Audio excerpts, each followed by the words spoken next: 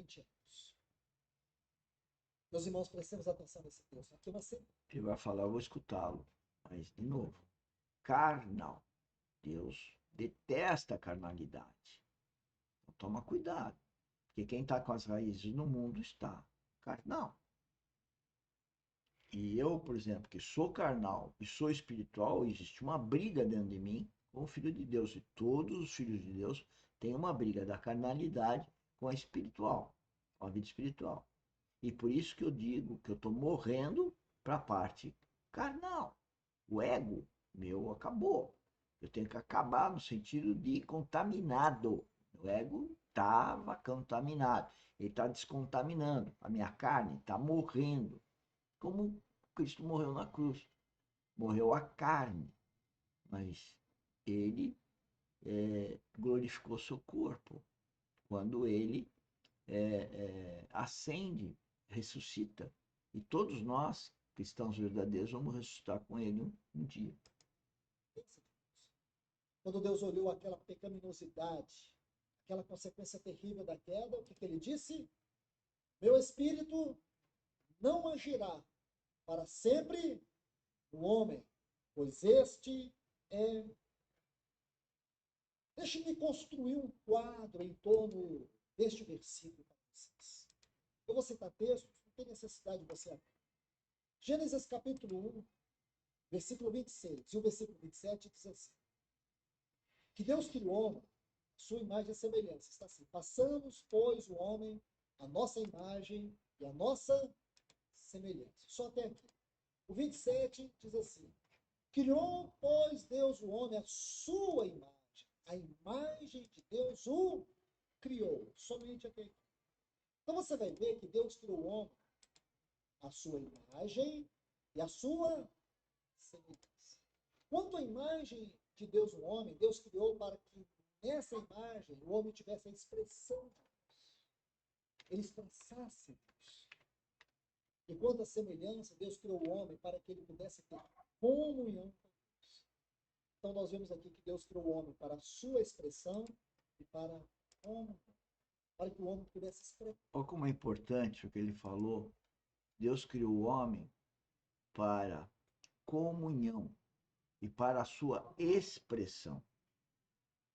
Então veja, coisa maravilhosa. Você deve perceber em si que você é ímpio, ou quanto você é carnal. Você é religioso, você é ímpio. E você, filho de Deus, também. O quanto eu sou carnal ainda, o quanto eu vou crescendo na minha vida espiritual, e parte desse princípio que Deus te criou para você ter comunhão com Deus. Quer dizer, o novo nascimento é imperioso, como eu falei, sem ele não há comunhão com Deus. Depois, ao saber que você nasceu de novo, você é um novo nascido, um amadurecimento. Né? E qual o objetivo disso? Desse crescimento espiritual? É a imagem e semelhança de Cristo. Mas para que então cristão que se representa o pequeno Cristo, que é aquele que nasceu de novo, porque se ele não nasceu de novo, ele não é um pequeno Cristo. Esse pequeno Cristo vai crescer para quê? Para resplandecer, para ser expressão. Cada um de nós tem que olhar todo dia no espelho e falar assim: eu estou sendo expressão de Cristo. Do outro lado, eu preciso conhecer a vida de Cristo, eu preciso conhecer a palavra de Deus, eu preciso saber que Cristo foi cuspido na cara, bateram nele, e ele não se defendeu, ele não acusou ninguém, ele não pôs a culpa no outro. Ele sofreu 6 julgamentos da noite para o dia, e ele não abriu a boca. Ele não abriu a boca, foi para aquela cruz por você e por mim. Então, o mínimo que nós temos que fazer é ser imagem e semelhança dele. Morrer para o mundo para estar com ele. E eu venho morrendo para as coisas do mundo. E é triste, porque você quer ajudar pessoas muito próximas, elas não te ouvem. Porque elas não têm ouvido o Espírito Santo. E, portanto, elas não te ouvem. Porque elas não ouvem o Espírito Santo. Isso é grave. Isso eu vejo no ambiente de trabalho, nas minhas relações familiares, pessoais. E as pessoas não ouvem. Elas dizem que está tudo bem, entenderam tudo, mas não entenderam. Porque o entendimento não é só pelas minhas palavras, mas é o que ela recebe do Espírito Santo, que é uma revelação. Sem um novo nascimento, a gente não tem tudo que a gente podia ter. Então, essa é a dica. Vamos entrar forte no processo de transformação da mente. Vamos participar aqui das atividades da academia que tem esse objetivo. Todo dia eu estou trabalhando nisso e todo dia eu transmito alguma coisa para deixar público, né, para qualquer um acessar e poder nos conhecer e vir fazer esse processo de participar do corpo de Cristo, da noiva de Cristo e entrar no processo de transformação, melhorando a cada dia, com as circunstâncias de cada dia. E não são com as circunstâncias boas, são com as circunstâncias ruins, porque nas boas a gente acha que está tudo bem. É nas ruins que nós percebemos que não está nada bem. Tem tudo por ser feito. Pensar a Deus por meio do governo de Deus. O homem era uma expressão de Deus na terra. Quando você lê Gênesis capítulo 2, você pode ler isso baseado no Salmo de número 8, você vai ver justamente isso. O Salmo de número 8 vai mostrar para nós tudo isso. O Salmo de número 8 vai dizer assim, em outras palavras, que a terra e o céu estavam numa conectividade próxima. Espiritualmente falando, a terra e o céu, em Gênesis capítulo 1 e 2, eram muito próximas. Próximas. Havia uma harmonia. A terra refletia o céu. E o céu era um espelho para a terra. Que lindo, irmãos, era aquele ambiente. Era tão lindo que a Bíblia diz que Deus, ele descia do jardim do Éden na virada do dia. E é lindo isso, irmãos, quando você examina esse texto no hebraico, a palavra ali, presença de Deus, é penim, da onde vem face. A tradução melhor é que a face de Deus percorria todo o jardim do Éden. Que lugar aquele? Aquele era o jardim de Deus na terra. A terra era o jardim de Deus, mas o homem caiu. Quando o homem caiu, ele... A terra era o jardim de Deus. No jardim de Deus, as pessoas, Adão e Eva, podiam ver Deus. Lá foi físico, pelo que a gente entende, mas para nós hoje é espiritual. Hoje são poucas homens, mulheres, eu digo que 5%, que veem a face de Deus, que conversam com Deus, que são guiados por Deus, que nasceram de novo.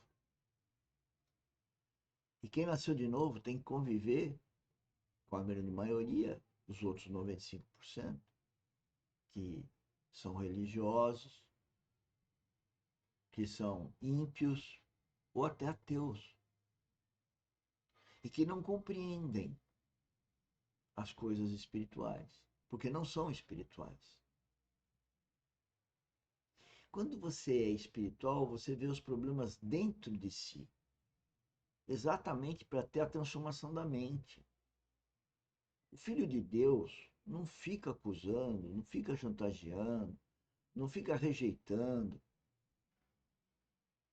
O Filho de Deus, ele tem que ouvir os outros, mas procurando ouvir o Espírito Santo. Vou dar um exemplo. Fulano de tal fala alguma coisa. Eu ouço o som. Intelectualmente eu percebi que a pessoa quis dizer.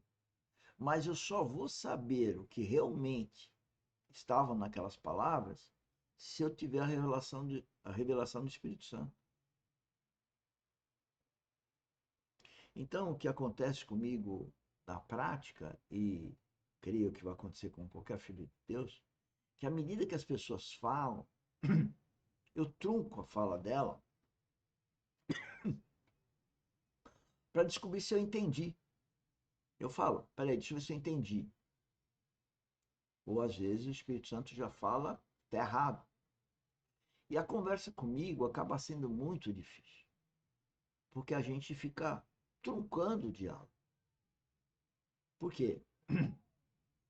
Porque se trata de um diálogo entre uma pessoa que tem uma vida espiritual e com uma outra pessoa que não tem, portanto, a difícil compreensão.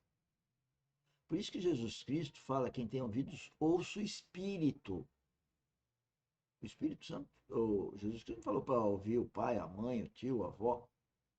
No entanto, quando morreu meu pai, eu não fui procurar nos familiares o consolo. Eu fui procurar no meu Pai Celestial. E encontrei. Agora, as pessoas realmente, quando morrem, por essa história de se vitimizar com a morte, com a egocentria, que acreditam mais em psicólogo, médico, advogado, engenheiro, do que acreditar no Espírito Santo. Porque não tem uma vida espiritual. Então ataca o engenheiro, ataca o médico, ataca ou acredita. Nós temos que acreditar no homem desacreditando. Se nós não tivermos Espírito Santo, a gente entra numa fria, com advogado, um juiz, com